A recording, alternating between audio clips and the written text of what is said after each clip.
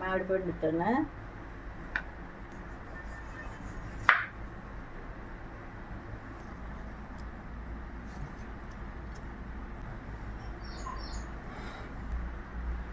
చపాతీలోకి తినొచ్చు, దోశలోకి తినొచ్చు, ఓలిగల్లోకి కూడా తింటారండి.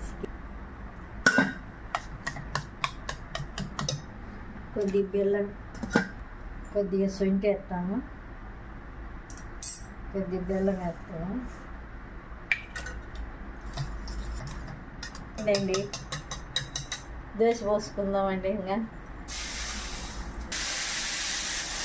దోశలు అయినాయండి, వేసుకొని తిని చూస్తామండి. ఇలా దోశలకు కానీ చపాతీలకు కానీ ఓలిగల్లోకి కానీ తింటారండి. ఇవి నచ్చితే లైక్ కొట్టండి, సబ్స్క్రైబ్ చేయండి.